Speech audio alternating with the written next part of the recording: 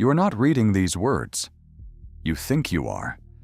You have the vivid, convincing experience of eyes moving across a screen, of meaning assembling itself in real time, of a mind engaging with an idea as it arrives. But by the time any of that reaches conscious awareness, it has already happened. The light hit your retina. The signal traveled to the visual cortex. The processing occurred. The meaning was assembled. And then, only then, the experience of reading was constructed and delivered to you with a timestamp that says now.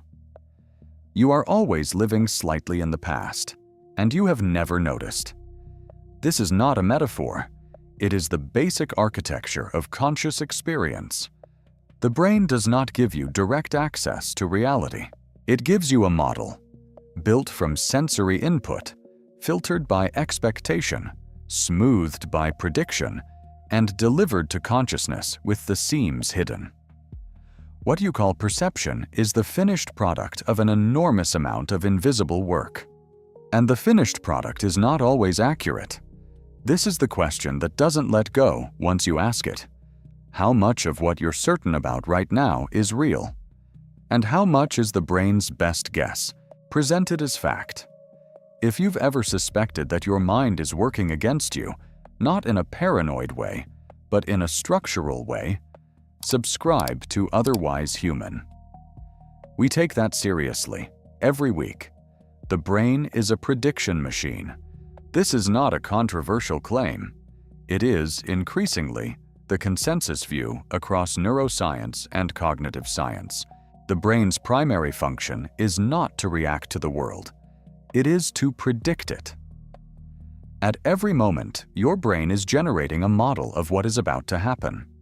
When sensory input arrives, the brain doesn't start from scratch. It compares what it receives to what it expected. If the input matches the prediction closely enough, the prediction wins. The brain updates its model minimally and moves on. Only when the mismatch is large enough does the brain pay significant attention.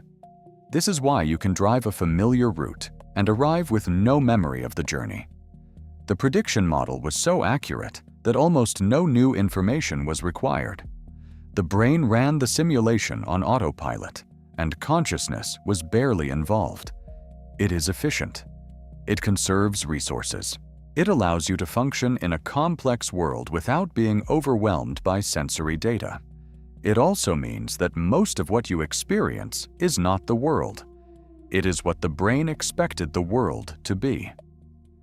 The neuroscientist Anil Seth calls this a controlled hallucination, not a malfunction, a feature. Consciousness itself is the brain's best guess about the causes of its sensory input, projected outward as reality. You are not seeing the room you're in. You're seeing the brain's model of the room, built from prior experience, updated by current input, and presented as direct perception. Most of the time, the model is accurate enough. The world cooperates with the prediction. The seams don't show. Until they do. This is where the lie becomes personal. The prediction model is not built from sensory data alone. It is built from everything you have ever experienced, feared, hoped for, and learned to expect. Your history is baked into the way you see. This means that two people in the same room, looking at the same event, are not having the same experience. They are running different models, shaped by different histories, filtering the same input through different predictions. The person who grew up in an environment where authority was dangerous sees the raised voice differently than the person for whom it was neutral, not because they are more sensitive, or weaker, or wrong, because their prediction model learned something specific, and it is doing exactly what it was trained to do. You do not see the world as it is. You see the world as you are. And the part that is most invisible, the part that is hardest to examine, is the prediction itself. Because predictions happen before awareness. By the time you're conscious of a perception, The brain has already decided what it is. You experience the conclusion. The reasoning is hidden. This is the lie that isn't a lie. The brain is not deceiving you maliciously. It is doing its job, building the most efficient, most useful model it can with the resources available. The problem is not bad faith. The problem is that the model is presented as transparent, as if you were seeing directly, not through an elaborate reconstruction. The first objection most people raise here is practical. If my perception is just a model, if I'm not seeing reality directly, how can I trust anything? How do I function? You function because the model is good enough. It has been refined over millions of years of evolution and decades of personal experience. For most purposes, in most situations, the gap between the model and reality is small enough not to matter. But small enough not to matter is not the same as zero. The gap matters in the places where your history has taught the model something that isn't generally true, where an old pattern is being applied to a new situation, where the prediction is shaping what you see in a way that serves the past rather than the present. Those are the moments when the lie, the invisible construction, costs something real. The second objection is more unsettling.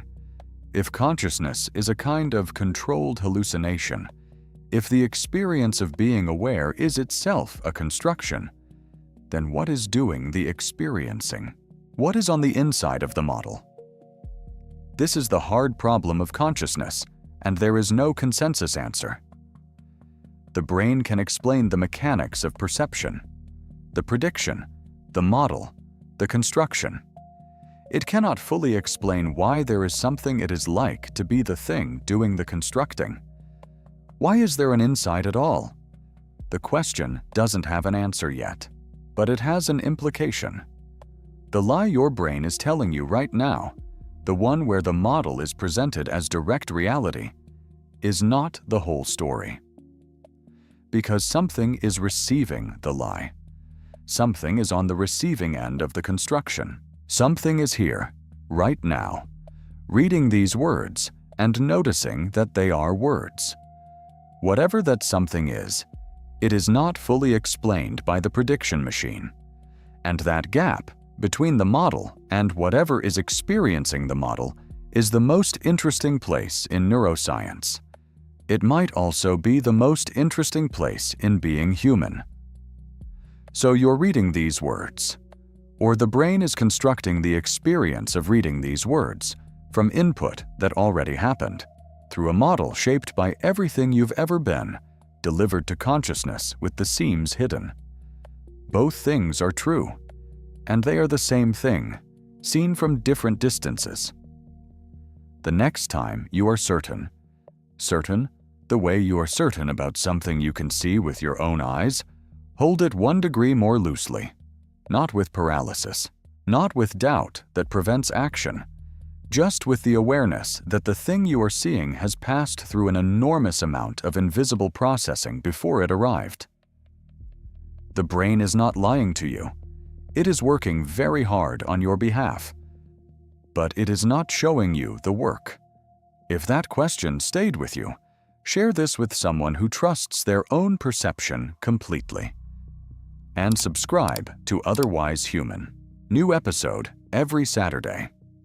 What you call seeing is the brain's best guess, delivered as fact.